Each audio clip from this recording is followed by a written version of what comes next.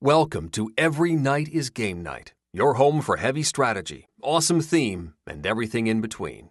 Check us out along with other great podcasts at dicetowernetwork.com.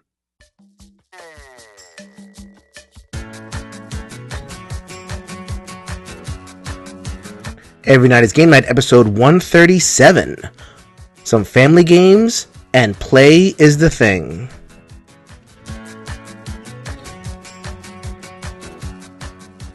Yo, my peoples, what's up? Welcome back to the Every Night is Game Night podcast. I'm your host, Jason. Thank you so much for joining us.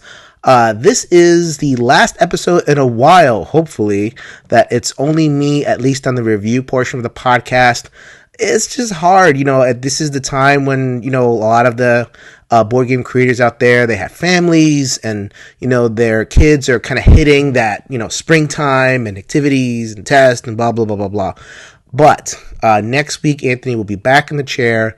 I'm going to have some other guest hosts come in. Liz and Jeremy will be back, and I'm working on some other folks as well. So this is the last time it'll be just me, at least on the review portion.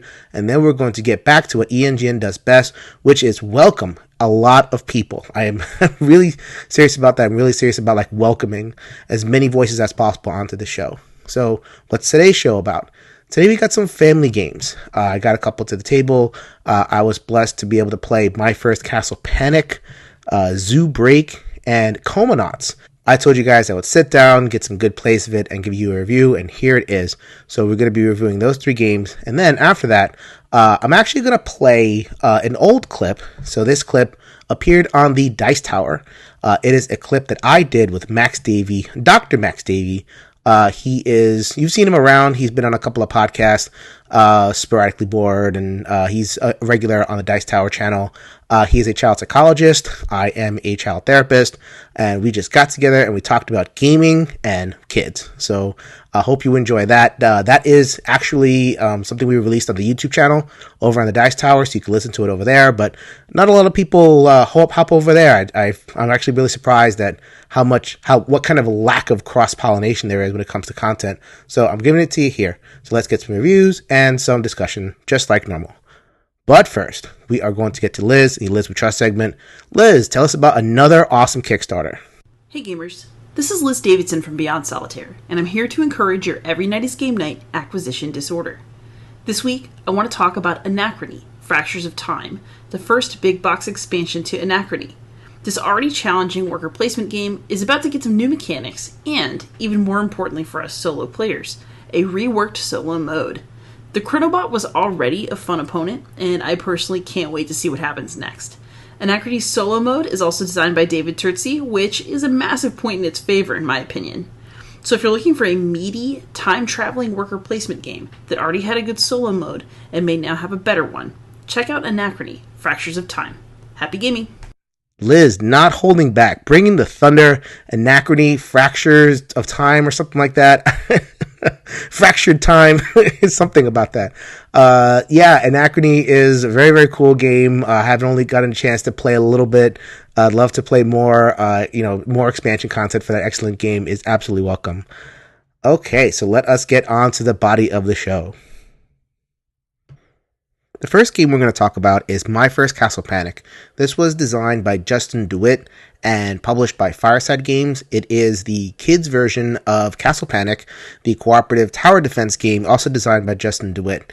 I have a soft spot in my heart for Castle Panic. It's not the greatest design in the world, but it is very cute, especially with the Wizard's Tower expansion. I actually really enjoy it. If it comes out to the table, I'm going to play it, and it is in my collection. And at this point, I'm kind of culling the collection a little bit. If a game doesn't wow me or feel like a specific niche, it's getting moved on. I gotta move. And Castle Panic is in my collection, which says a whole lot about how much I enjoy that design. But My First Castle Panic is, there's not a lot to say about it. It is the kids version. It is a through and through kids game. I play this game with my 3-year-old. She doesn't fully play. I still have to kind of change the rules a little bit, but not that much, which is why it really has a soft spot in my heart. So I'm not going to spend too much time with it because it is a game for a 3-year-old, basically. But if you guys are looking for something to play with your kid, I really recommend this game. So what are you doing?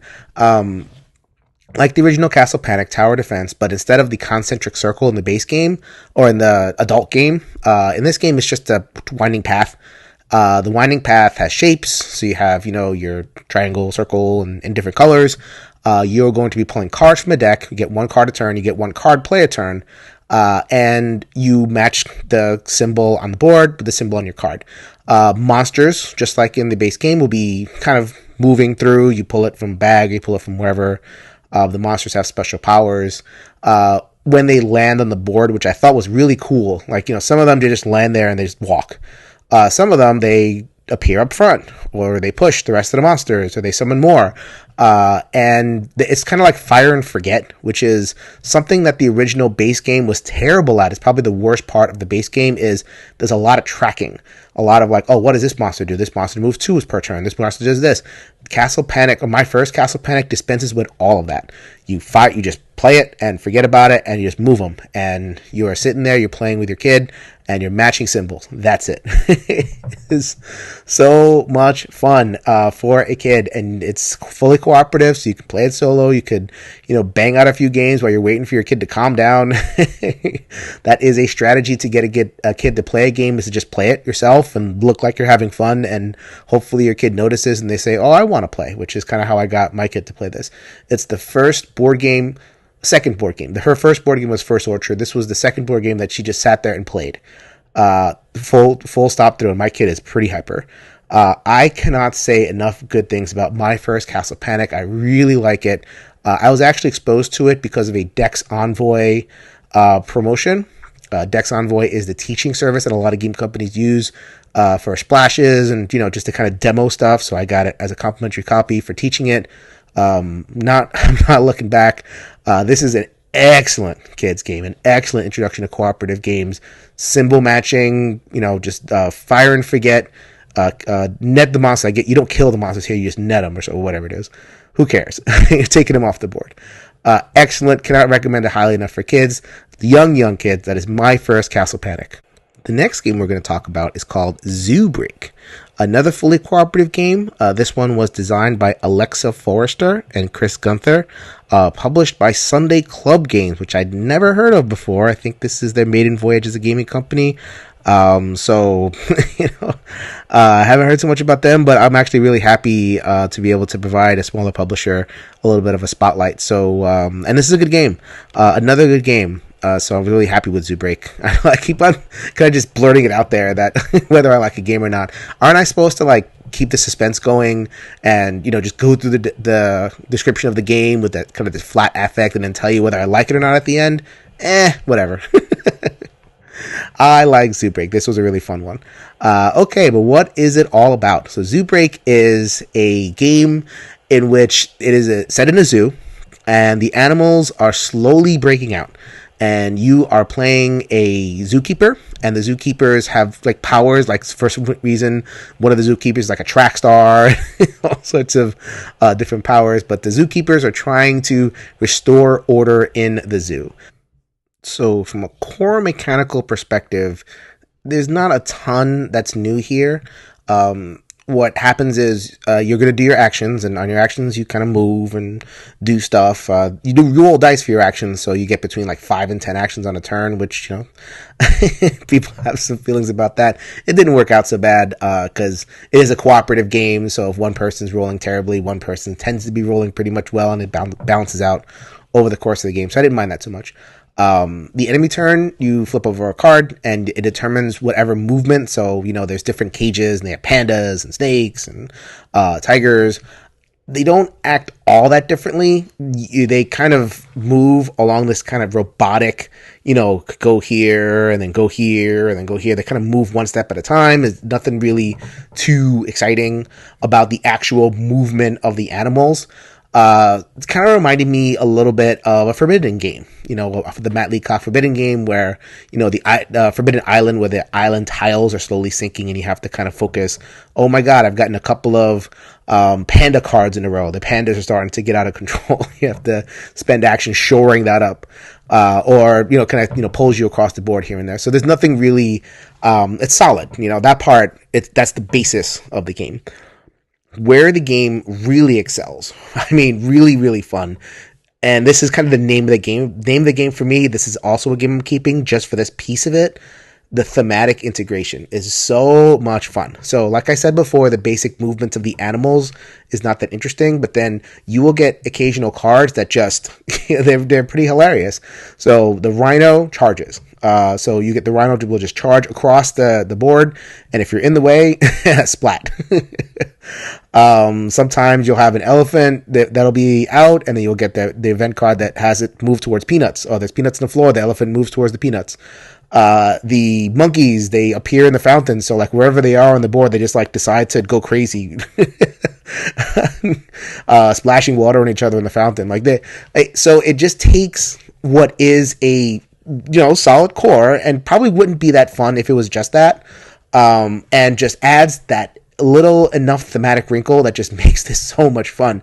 And even the capturing of animals is thematic in the sense that you can't just go up there and capture them. You have to go into this little supply shed that's near the start space, and you have to gather the particular item you need in order to capture it. So if you're trying to capture the tiger, you need a tranquilizer dart and a stretcher. So you have to get both. If you're trying to capture snakes, you need a tong. If you're trying to capture a panda, you need a net. No, the leash. You get but you don't capture a panda with a net. What am I talking about? So you have to match the item with the creatures. So you have to spend time, kind of fishing through that deck, depending on what's kind of going crazy. You just kind of go for whatever animal matching the item that you pull out of the deck. So that was also kind of thematic and cool, because in order to capture the tiger, you have to do this 1-2 step of like, okay, shoot it. Hopefully it doesn't wake up between the time that you shoot it and, put it on the stretcher and everything. I just thought that, I don't know, I was just really charmed by that.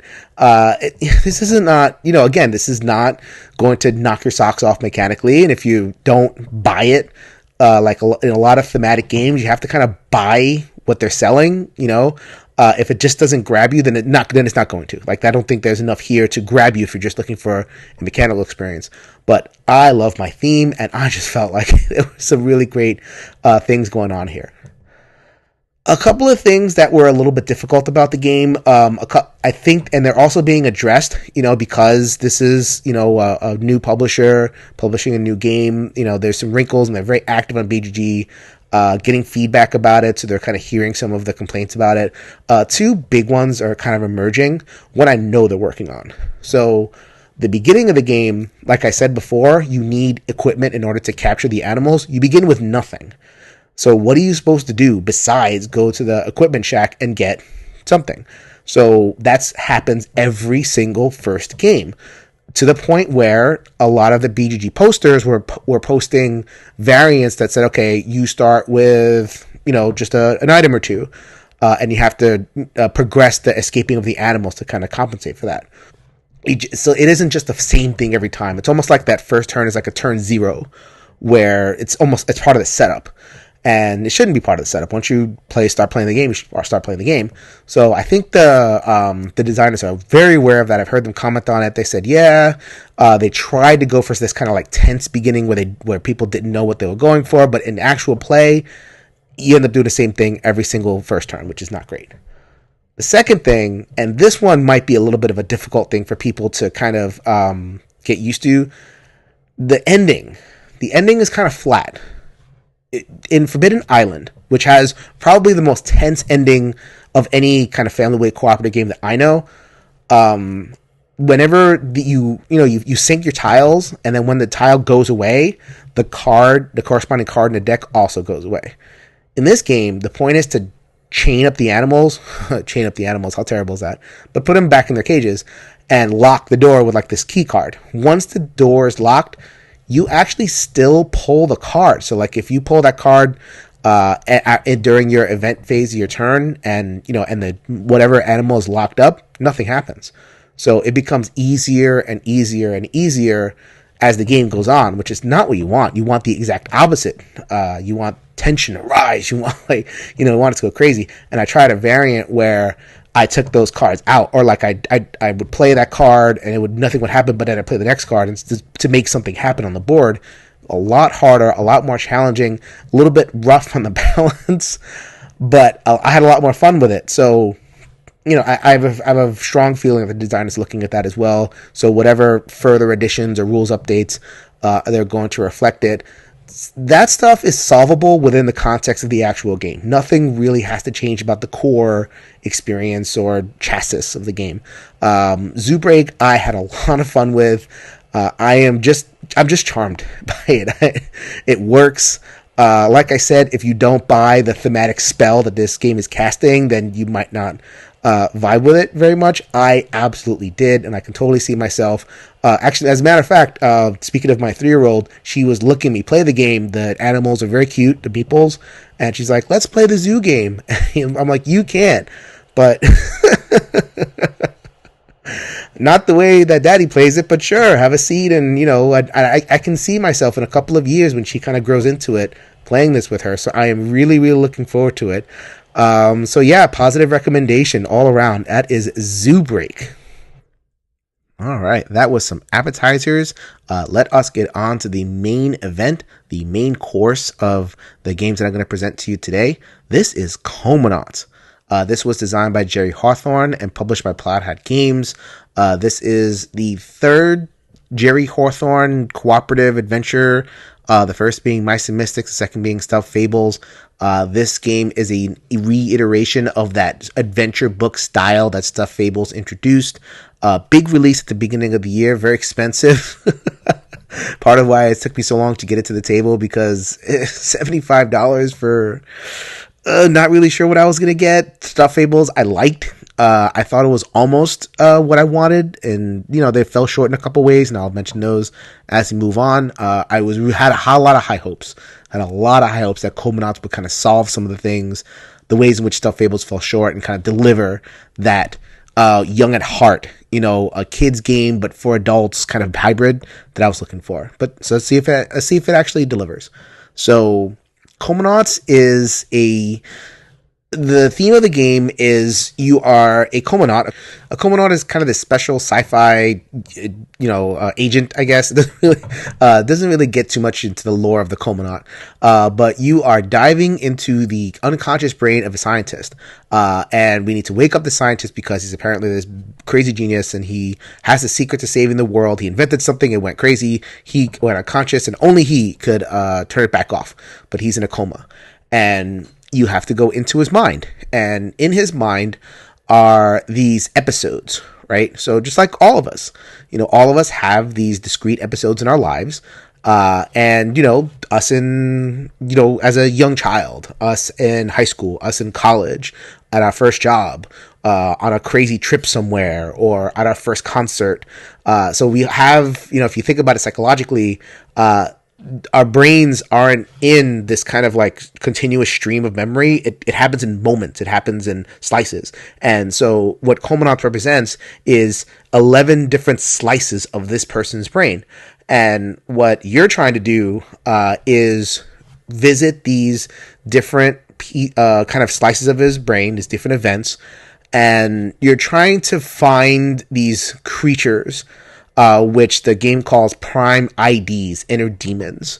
And one, it's like basically a main boss, and is his main boss for each different world.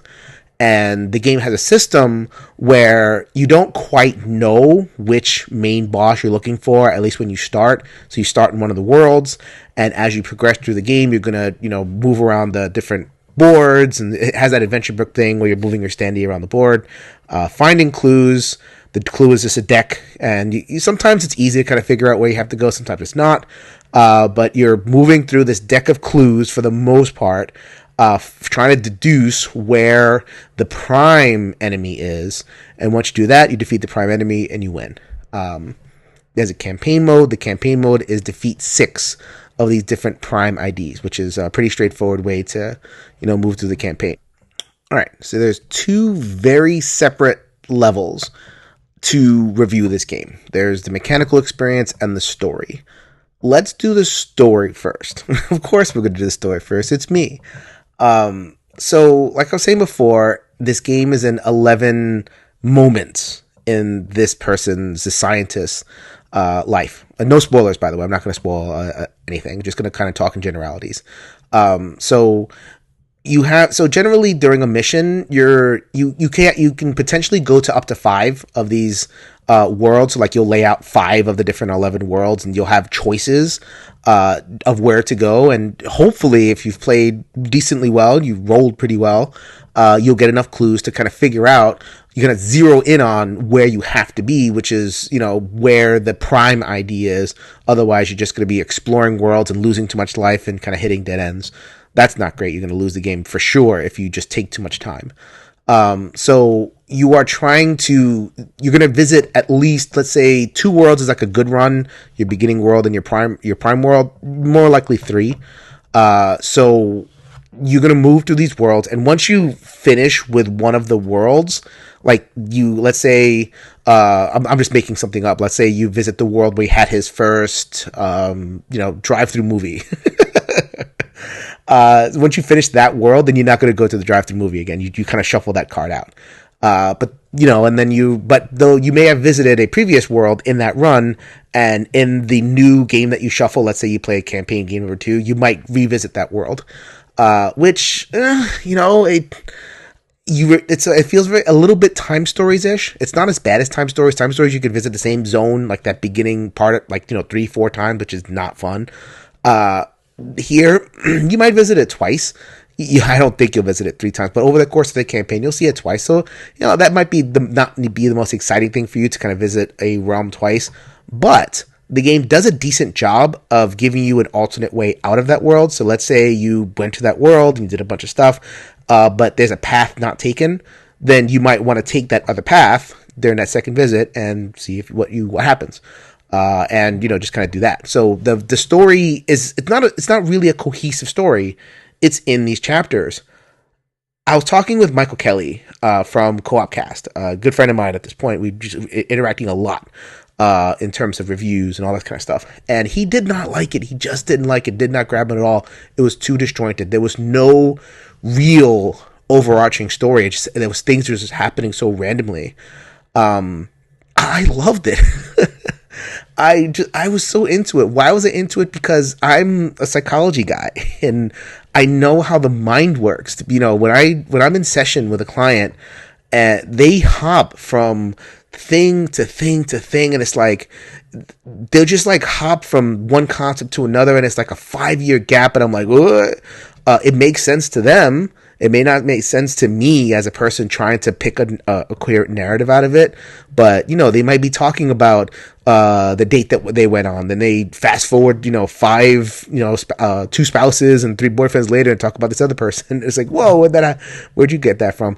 It's a little bit like that here. So like you might fast forward between these different worlds, these different events that happen in this guy's life, and the story kind of emerges from that. It's like you kind of talk around the table. Oh, I went to his high school prom, and then I went to his college, and then I went to, he's presenting a big thing at a conference, the scientist is. And that's your story. And I like that, because it's your story. You traveled that, you ordered that story, those elements, and something that you were able to craft as your own. And I really appreciated that the game gave me that option to, that flexibility. So Stuffed Fables, it was 5 stories. You went front to back into a story, and then you picked the next one, then you picked the next one. That was fine. I didn't realize what I missed with Stuffed Fables until I played this with the broken up kind of slices of story, and kind of like just going to different ones depending on how the shuffle comes out. I liked it. I really did. And you can work the shuffle to where you visit all the worlds at least once. Don't let yourself get away with just, shuffling out the same 2 or 3 worlds or 5 worlds or whatever it is. Visit them all. I mean, it's your game. I mean, and I don't think the game officially tells you have to use different ones, but it kind of happens naturally anyway. You will visit, if you really want to, all 11 worlds and enjoy the story. It's not very replayable. It is, in the sense that you might get the stories in a different order the next time you play it with a different group. But once you're in that world, it's the same stuff. Once you finish a campaign, there's really not too much new story-wise that's going to emerge for you, or gameplay-wise is going to emerge. So at $75, you're going to get 6 games out of this. might be one of those things where just make sure that your group loves the system in order to be able to sink that money into it. Okay, so mechanisms. What are we talking here in terms of mechanisms? A lot of dice. It's a Jerry Hawthorne game. Jerry Hawthorne loves his dice. In Stuffed Fables, the dice were a little tough. There was a roll and move aspect. If you rolled, you went that many spaces, and it was kind of this tight grid system. So if you rolled a 1, you didn't get a lot of progress at all on your move, d6. And also if you pulled the wrong color dice, so the dice are colored, and you have to cross a green line, but you didn't get the green dice or the wild dice, you didn't go anywhere. They were very limited, and I get that that's exactly what he wanted. He wanted you to be limited, but I feel like it was too limited, especially when it really mattered. Like, you really have to cross that green line, or you have to hit the boss, and you need red dice. They just didn't appear. You're sitting there with 4 yellow dice going, what's going on? This game addresses that by allowing you to pull from the discard. So let's say there's the dice you need in a discard. You can discard any 2 dice here and retrieve 1 dice from the pool, which is great. Completely and totally fixes that part of it, at least in the regular flow of the game. So a lot less difficulty kind of getting around, getting what you need. Did it go far enough to fix it? I think there's still some rough patches there. So if you know the system here, it's a RPG system. You're making a lot of skill checks. If you're interacting with somebody, you're going to make a quote-unquote perception check, which is basically the yellow die.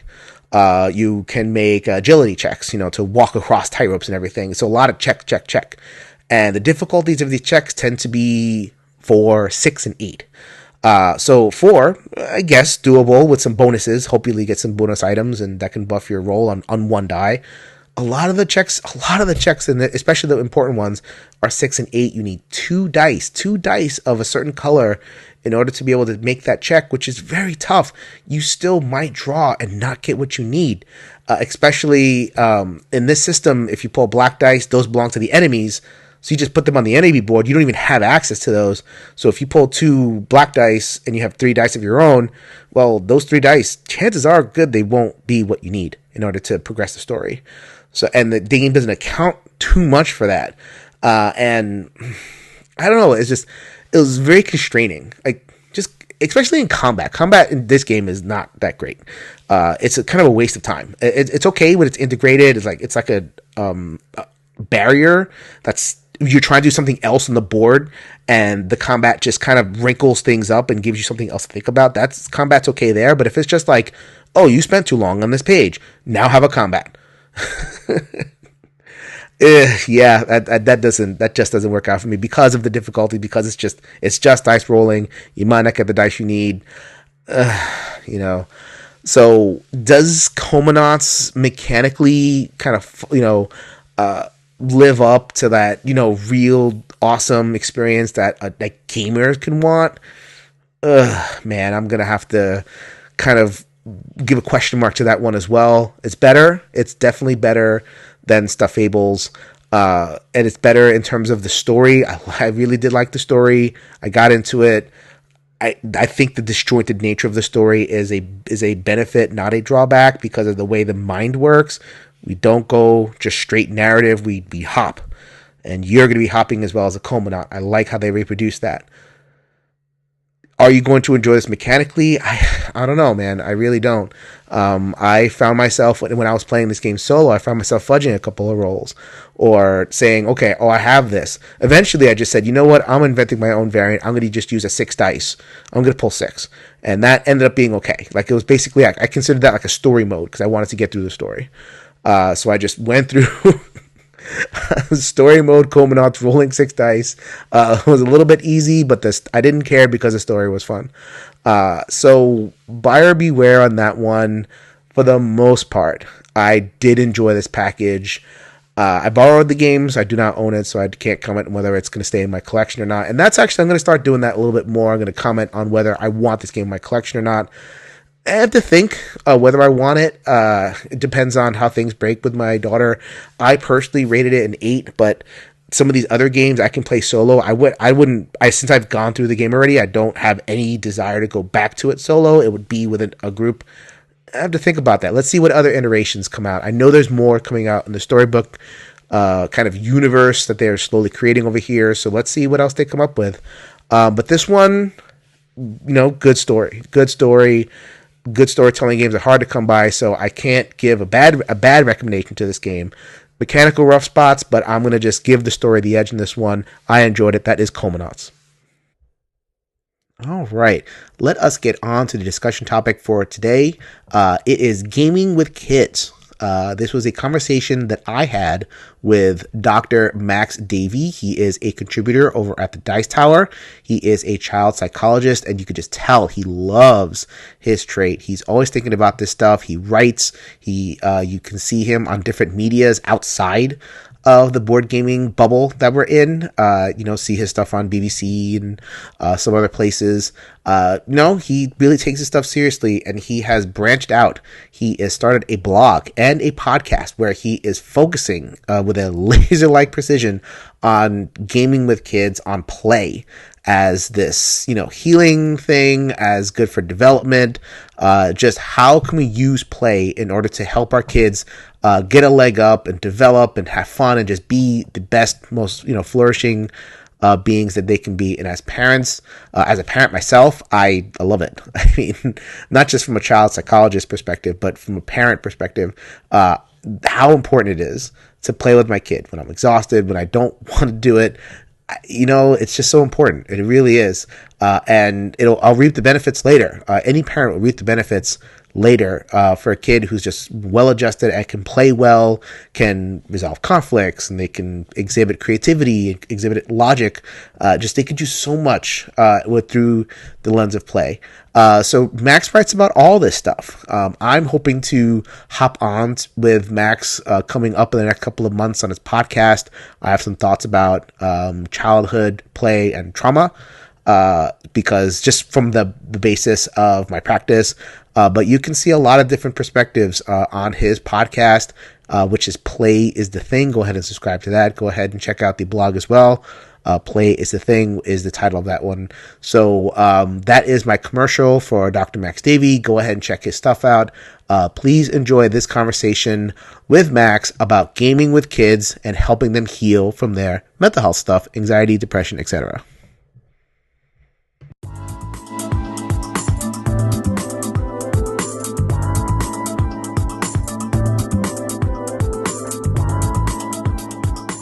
Jason, thank you for joining me. Hey, what is it? Hello, hello. What is it that you do? As the Queen usually asks people, what is it that you do? So I am a psychotherapist. I work with children and families. So they come into my office, or maybe even I'll go over to their domicile, so to speak. Now I have to use like these big words because you said the Queen. So I'm all nervous. So I'll do a home-based thing where we work on all sorts of issues. We work on depression and anxiety. If the kid is, has a little bit of learning disorder, or if there's any kind of break within the family structure, I come in and see what I can do to fix that up.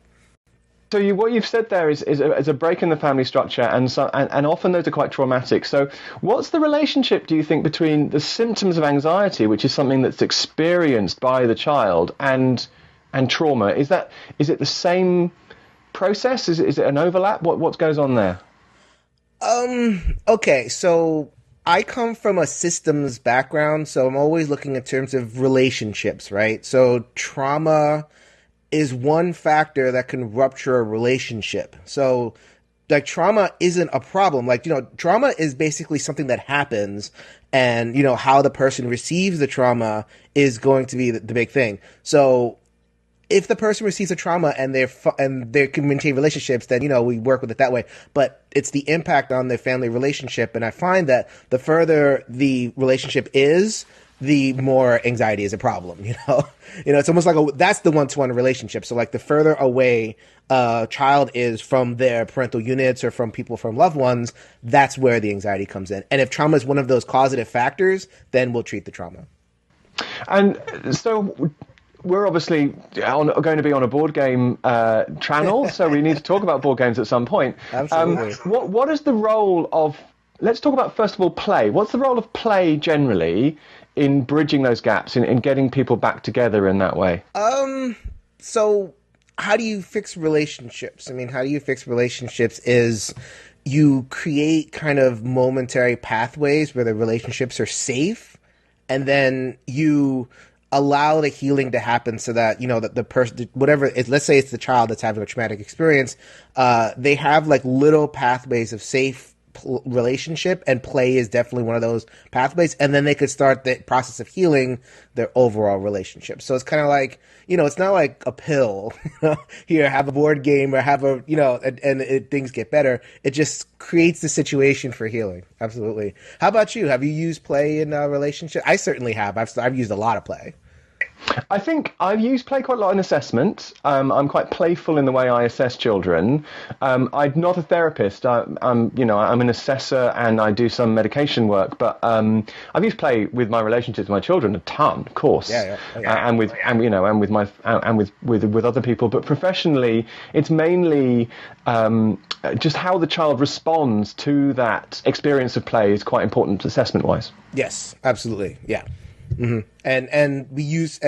I use play for change. So I'll play one game to figure out where I'm at, and then come back to the assignment or change the assignment. You know, the rules are not hard and fast to a game. So if a kid isn't engaging with a game with the rules as written, so to speak, then you can always adjust that stuff to kind of help the kid build one way or the other. So I'll use Page.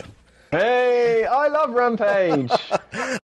I think it's known now as Terror Maple City. This is something that ran into a little bit of copyright thing, but this is tools. This is a game, but it's also tools. So there's rules as written in the game, but there are some kids, because of, I actually use when it comes to attention deficit disorder, I'll use this. But it also works for anxiety, because you can get people excited, and you can get them processing their emotions that way. So not a lot of people engage with the rules as written. So what I'm going to do is I'll adjust the rules down, or, depending on, or, cut the game short, or whatever it is, whatever will allow the kid to create that positive relationship, which is where the healing happens. Yeah.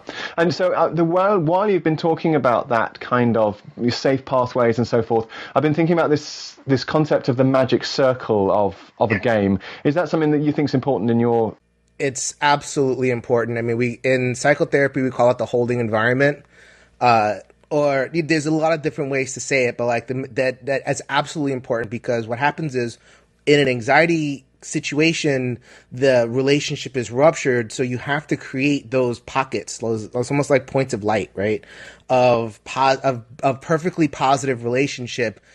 And the child suspends their normal processing. It's weird how it happens. You could probably say a little bit more about that, but like how the brain is plastic enough to suspend the normal way it works, enter into something that is more healing and more like kind of life affirming, and then when they come back, hopefully there's an echo of it, and it kind of allows them to, change some things about how they're normally relating. So I'm a huge fan of the Magic Circle. In fact, I'll make that thing as fun as possible. I mean, my Magic Circle is Disneyland, for crying out loud. Okay, and I think that's right. You're going to make it as accommodating for the child as possible, haven't you? I mean, I think what's really interesting is this idea of, for me, is the idea of internal working models that the child has and assumptions that they make about any interaction. And it's actually, you're right, it's almost a break from those assumptions. So usually interactions with an adult, for instance, are confrontational, or there's a kind of power dynamic. But actually, for half an hour, let's subvert that power dynamic and make it equal and make it different. And there's this suddenly there's this person in front of you who kind of looks different. And that makes it sound much more dramatic than it is. But I think there's an element of that going on. Often, I find that parents are trying to get children to engage in play, and the children are sabotaging the game, or kind of being really badly behaved during the game. And sometimes I think it's useful to reframe that as an anxiety or trauma problem. How do you do that in your work? So what we're talking about is a kid that is not engaging in your game. So they're not engaging in your game. So like a lot of people will approach the problem as, okay, the problem is they're not engaging in the game. The way I see it is, that the key thing is your game. Like you've chosen the game for them. So, I mean, I get that. I get it that a lot of people have difficulty with getting their children to kind of choose something. Like, okay, go to my wall. I have a whole wall over here, and choose something. So, I mean, this is where I have, like, we're talking about board games, but this is bigger. Like, all kids want to play. All kids want to play. And you have to, if someone has an anxiety or an attachment problem, it narrows the scope of what they're willing to play, but it doesn't get rid of it. So you have to be a little bit more attentive to kind of hit that. It's basically like hitting a smaller bullseye. So you have to be a little bit more attentive to what will hit that smaller bullseye. So if they're not engaging in, this, that, or the other game, then maybe we could, either find something different, find something that is a little bit less structured. So maybe the issue is that there's a little bit too much structure in the game that you're trying to play. I try to play, there's a Hobbit game called First Orchard that I play with my small kid. And, we have to change the rules of that. There's even a little tiny game like that. We have to change up the rules and make it more about a tactile experience. And maybe that's the way you engage to play that way. So I guess as an overall thing I like the issue. I like the way of talking about it as reframing. As an overall issue, we definitely want to get to all kids want to play. But baseline, every single kid wants to play. What do they want to play? That's just thinking of our audience and who starts saying, "Oh yeah, what game should I try?" Now, obviously, there's caveats to that because you've said it isn't necessarily your game. You have to let the child have some input, have some agency themselves. But that said, are there some particular games, maybe ones that are easy to get hold of, that you find are particularly good for drawing children into this magic circle we've been talking about? Let's say you've got a 5-year-old, first of all, 5 or 6. Well, for 5 or 6, you're going to want to increase the toy factor. You're going to want to give them a little bit of pop in their gaming experience. Tom actually released the top 10 children's games, and his #1 game was Animal Upon Animal.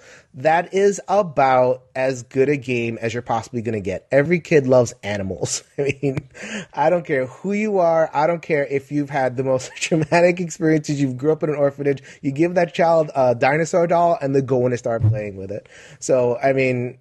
And there's a lot of different variations of that. I love taking the different sets because there's so many sets at this point, and just letting the kid, play with it, letting the kid stack them with it, letting the kid invent rules with it. They may even like a little animal society with it. So like Animal Upon Animal is a great one. I mean, there's so many Hobbit games that are so good. For the really young kids, I'm a big fan of like things that, like games that have these very safe, realistic kind of components. So I'm a big fan of First Orchard as well, at least for the younger kids, because it has fruit. I mean, who doesn't know fruit? The wooden components, which is sort of, I don't know. It's just comforting to touch that sort of thing. Bright. I mean, they're bright. There's no shadows. There's no like hint of danger in these games. Like, like all the animals, obviously in the real life, they're a little bit dangerous, but in the little wooden pieces, they're all cute and amazing. No, that's right. So what about a slightly older child? But let's say an 8-year-old or 8 or 9. They're their own person. So kind of leaning into the different interests that they have. So, at that point, they're school age, so Ice Cool is excellent.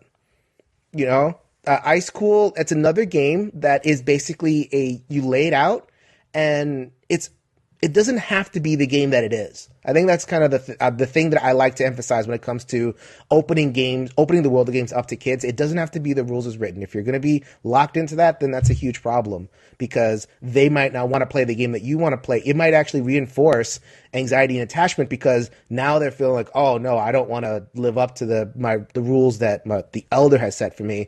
You got to kind of down tune this stuff. So I'll lay out Ice Cool, and what I love about Ice Cool is the board game, the the actual physical component itself lays a story. They can look in the classroom, they can look in the cafeteria and everything. It's like, and they can kind of impute themselves. I actually encourage that. It's like, okay, oh, do you remember when you were in this room and Mrs. So-and-so came in and you were trying to run away and blah, blah, blah. So, that's a really awesome one. And it has I love tactile. Anything that has tactile pieces is wonderful. Like when it comes to anxiety treatment for adults, like, people laugh at fidget toys, but gosh darn it, they work. The spinners and the fidget cubes and everything, tactile. Anxiety is a mental event, so you have to get people involved in their physical in order to cancel out that mental. It works for children too. So if you have, I recommend a lot of games that have physical components. Those are just two, and Rampage and a couple of others. I think you said something really important, which is the physical cancelling out the mental. If you've got someone who's struggling mentally, if they can do something physical, and that's one reason why exercise is so good, if you can actually get to do exercise. Yeah, that's a really good point, actually. So let's talk about the older child, because often play has kind of diminished to, well, I would say diminished to sort of just endless video games at that point, and often can get a bit solitary.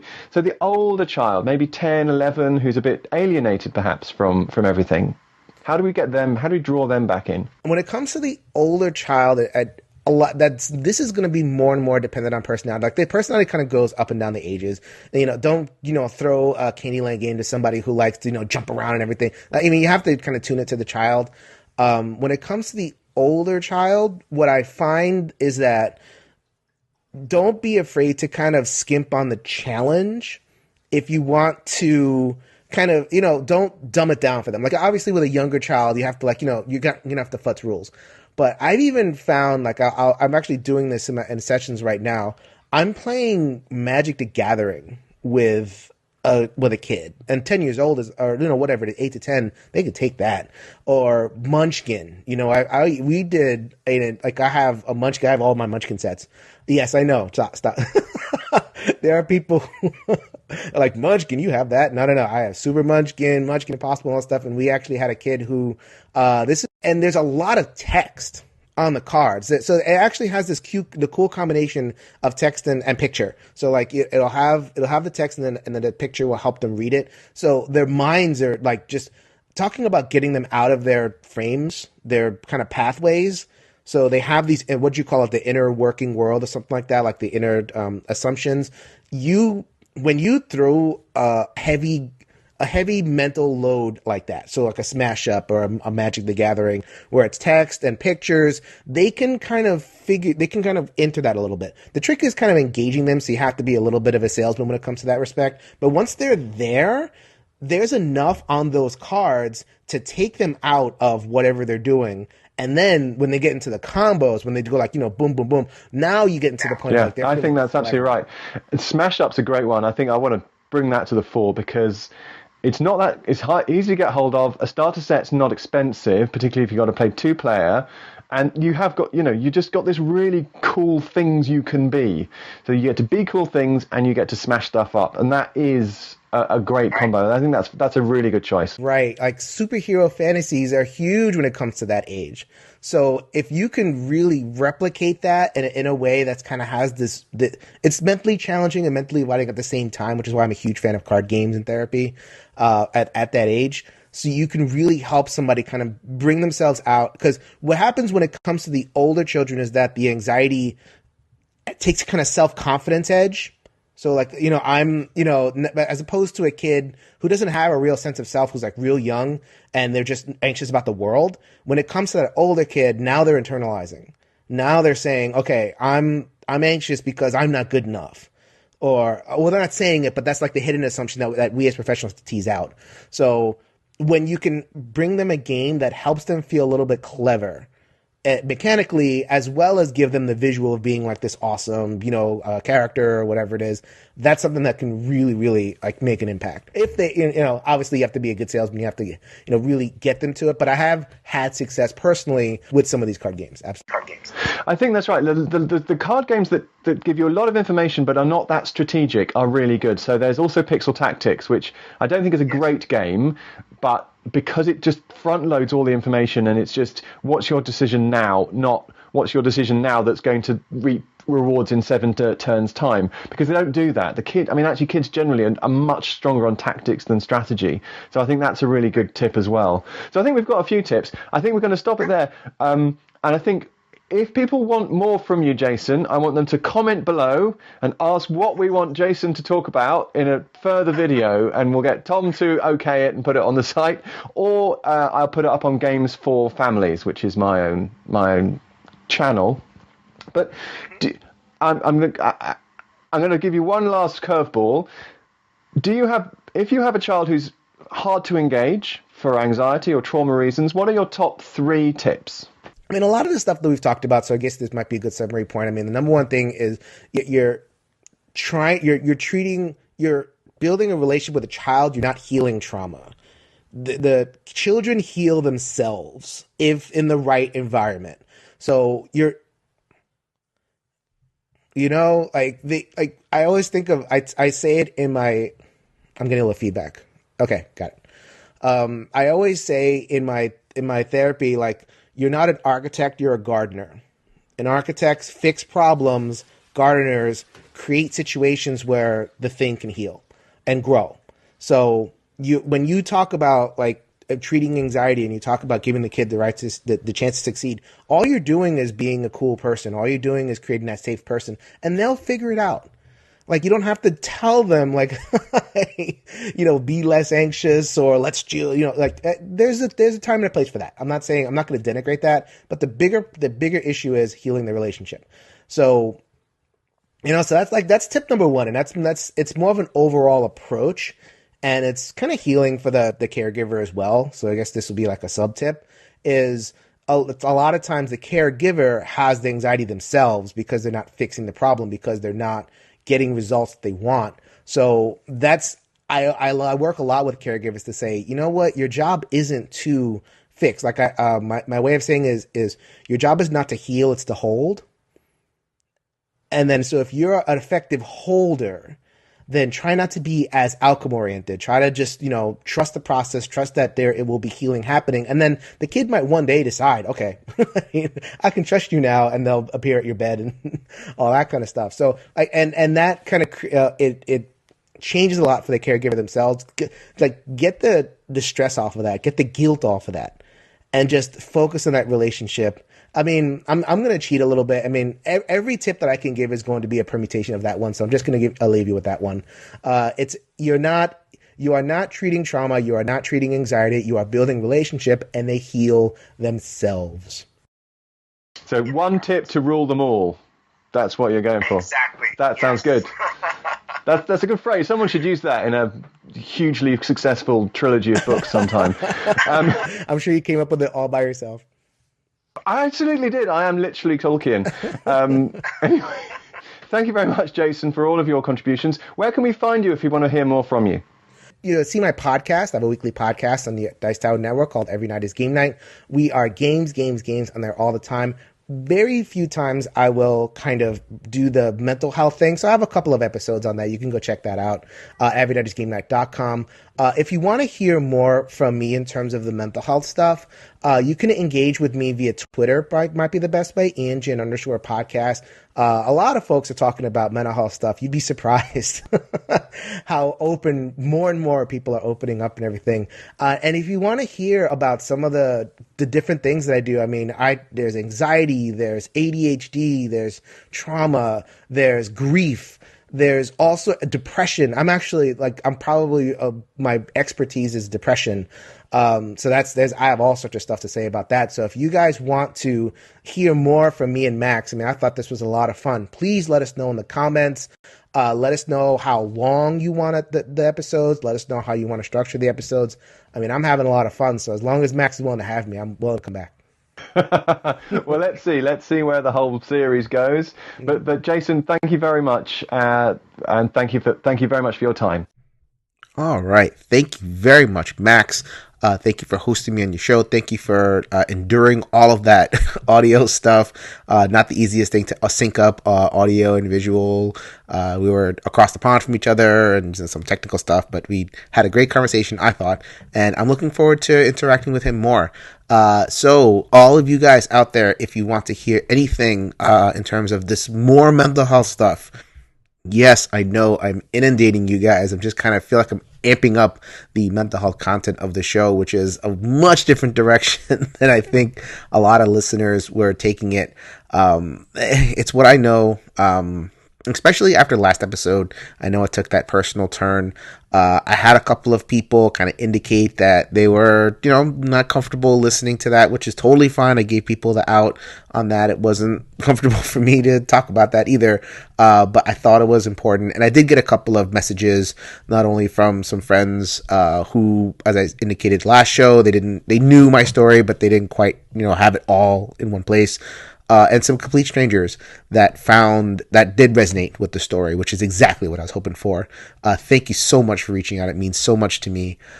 This stuff, I know I call it mental health, and it's almost like that's a stigmatizing term, but to me, that's life. To me, that's real life. We all have brains. We all have minds. This is how we mediate our contact with the world, is through our heads. And if something is going wrong, then we need to address it. Even if something is going right and we want it to go righter. This stuff is really important to me, and unfortunately I have to call it mental health, but really I call it life. So they're life chats. I really hope you're enjoying them.